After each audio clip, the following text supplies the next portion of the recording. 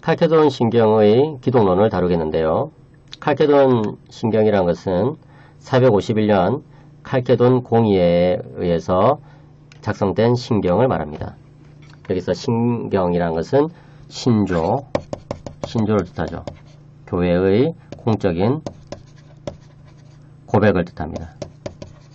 그 내용을 보시면은 그 내용의 중요한 부분을 이제 파란색 글씨로 제가 뽑아왔습니다. 그러므로 우리는 거룩한 교부들을 따라 모두 한 목소리로 한 분이시며 동일하신 성자 우리 주 예수 그리스도를 사람들이 이렇게 고백하도록 가르친다. 그분, 즉 예수 그리스도는 신성에 있어서 완전하시며 인성에 있어서도 완전하시며 참 하나님이시며 참 사람이시며 이성이 있는 영혼과 몸을 가지신 분이시다. 신성을 따라서는 성부와 동일 본질이시며 인성을 따라서는 우리와 동일 본질이시다. 고 이야기하고 있어요. 자, 여기 보시면 이 칼케돈에 모인 그 신학자들은 거룩한 교부들을 따라서 이렇게 이야기한다고 해서 자신들의 견해가 정통 교부들의 견해와 같다 이렇게 이야기를 하고 있습니다. 그 다음에 예수 그리스도는 한 분이시다고 이야기하고 있고 또 그분이 바로 이제 성자 우리 주 예수 그리스도라고 이야기하고 있습니다. 그분은 어떤 분이십니까? 신성에 있어서는 완전하시죠. 그 다음에 인성에 있어서도 완전하세요. 그래서 이제 영혼과 이 육체를 나누는 것을 부각시키기보다는 신성과 인성을 이렇게 구분하는 것을 먼저 부각시켰죠. 그래서 신성과 인성을 이야기하기 때문에 두 본성 기독론이라고 합니다. 신성과 인성을 이야기하기 때문에 두 본성, 이 신성과 인성이 이제 있으니까 두 개의 본성이라는 것이죠. 영어로 two natures라고 합니다. 본성을 nature라고 하거든요. 그 다음에 그분은 참 하나님이시다. 다시 말해서 진짜 하나님, 온전한 하나님이란 거예요. 그 다음에 참 사람이시다. 진짜 사람, 온전한 사람이라는 뜻이에요. 그리고 이성이 있는 영혼을 가졌고 또 몸을 가지신 분이시죠. 그 다음에 신성을 따라서는 성부와 동일 본질이시다. 그래서 성부 하나님과 호모우시오스, 동일한 본질을 가지신 분이시다는 것이고 인성을 따라서는 우리 인간들과 동일한 본질을 가지신 분인 거예요. 그래서 예전에 어떤 신학교에서 이런 문제가 나온 적이 있습니다. 예수님의 피는 우리의 피와 같은가? 이런 문제가 나왔는데 답이 O일까요? X일까요? 답은 O라고 할 수 있습니다. 왜냐하면 예수님은 우리가 동일한 본질을 가졌기 때문에 그런 것이죠. 물론 이제 더 막 깊이 파고 들어가면은 예수님의 재성은 어떻게 되느냐 또 뭐 이렇게 물어볼 수 있겠지만 어쨌든 예수님은 이제 모든 면에서 사실 우리와 같다. 그렇지만 죄는 없다. 이렇게 이제 우리는 고백할 수 있는 것이죠. 예. 그래서 예수님의 피는 우리의 피와 같다. 이렇게 생각해야 되는 거예요. 아시겠죠? 자. 계속해서 칼케돈 신경 보시면 모든 면에서 우리와 같으시지만 죄는 없으시다. 바로 나오죠. 그죠? 예.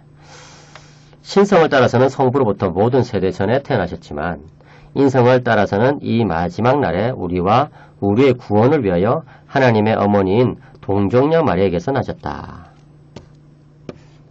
오직 한 분이신 그 동일한 그리스도, 성자, 주님, 독생자는 혼합되지 않고 변화되지 않고 분리되지 않고 고립되지 않는 두 본성을 가지셨다. 여기서 중요한 것이 뭡니까? 예수님은 모든 면에서 우리와 같다는 거예요. 우리와 동일 본질이라는 거예요. 인성에 따라서는. 근데 죄는 없으시죠. 그죠?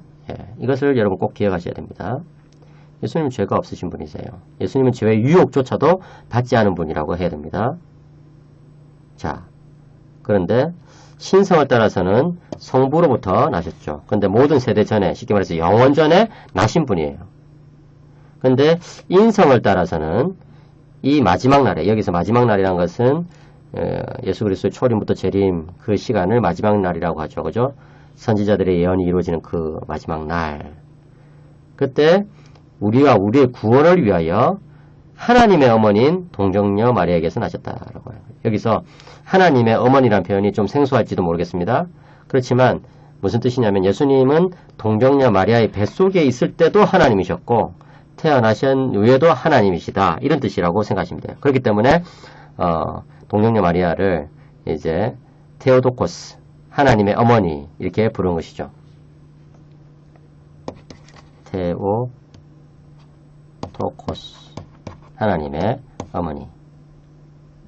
자, 계속해서 이제 보시면은 오직 한 분이신 그 동일한 그리스도, 바로 그 그리스도께서 성자이시고 또 주님이시고 독생자이세요. 그분은 바로 이제 두 본성을 가지셨는데 그 두 본성, 신성과 이 인성이 혼합되지 않고 변화되지도 않고 분리되지도 않고 고립되지도 않는다는 것이죠. 예. 그것이 칼케돈 신경에서 아주 중요한 부분입니다. 그래서 제가 빨간 표시를 해놨죠. 꼭 기억하세요. 혼합되지 않고 변화되지 않고 분리되지 않고 고립되지 않는다. 이 네 가지가 각각 그 당시에 이단들을 겨냥해서 나온 표현들입니다. 나중에 설명합니다. 그런데 이 두 본성이 연합되어 있다고 해서 구분 자체가 사라지는 것은 결코 아니다. 구분이 된다는 거예요. 오히려 각각의 본성의 고유한 속성이 유지된 채로 한 인격과 한 실체 안에서 공존하고 두 인격으로 나눠지지는 않고 오직 한 분이신 그 동일한 성자, 독생자, 말씀이신 하나님, 주 예수 그리스도이시니 이는 선지자들이 처음부터 그분에 대해 가르쳤던 것이고 주 예수 그리스도께서 몸소 우리에게 가르치신 것이며 거룩한 교부들의 신경이 우리에게 전하여 준 것이다 하는 것이죠. 다시 말해서 예수 그리스도께서 신성과 인성을 가지셨는데 그것이 연합되어 있어요. 아주 긴밀하게. 그렇지만 구분을 못할 정도는 아니라는 거예요. 신성과 인성이 구분된다는 것이죠. 그런데 그 신성과 인성의 이제 고유한 속성으로 유지된 채로 한 인격 안에 이제 공존한다는 것이죠. 그래서 제가 그때 말씀드린 것처럼 한 인격, 예수 그리스도의 한 인격 안에 신성이 들어있고 또 인성이 들어있다. 이것이 바로 이제 칼케돈 신조가 가르치는 내용입니다. 그리고 그 예수 그리스도께 대해서 이제 성자, 독생자, 말씀이신 하나님 이런 식으로 이제 표현하는 것을 보면은 칼케돈 신경은 아무래도 그리스도의 이제 하나님됨 이것을 좀 더 강조하는 것이구나 하는 것을 좀 알 수가 있어요. 예. 물론 예수 그리스도께서 참된 인간이시라는 것을 절대 무시하지 않습니다. 자, 이런 것들이 바로 예수님의 가르침이다 이렇게 생각하고 있어요. 그 다음에 이것이 바로 교부들의 신경, 교부들의 신조들이 이제 전하여 준 것이다 이렇게 칼케돈 신경을 고백하고 있습니다. 451년에 여기서 칼케돈 기독론의 핵심은 예수님의 인성과 신성 중에서 어떤 한쪽도 약화시키거나 희생시키지 않냐고 한 인격체, 한 원 퍼슨 안에서 이 신성과 인성이 어떻게 결합되고 교류되는가를 밝히는 것이에요. 예, 교류란 것은 신인성이 서로 이제 이 교통한다 이런 뜻이거든요. 이제 서로 연관된다 이런 뜻이에요. 그래서 칼케돈 기독론은 예수님의 인격의 단일성, 인격은 한 분이란 것이죠. 예, 이것을 부각시킨과 동시에 예수님의 본성의 이중성, 신성과 인성을 다 가지고 있는 분이란 것이죠. 그것을 동시에 강조하고 있어요. 그래서 칼케돈 기독론은 이 두 본성 사이의 관계를 특별히 네 가지 의미를 사용해서 이제 설명합니다.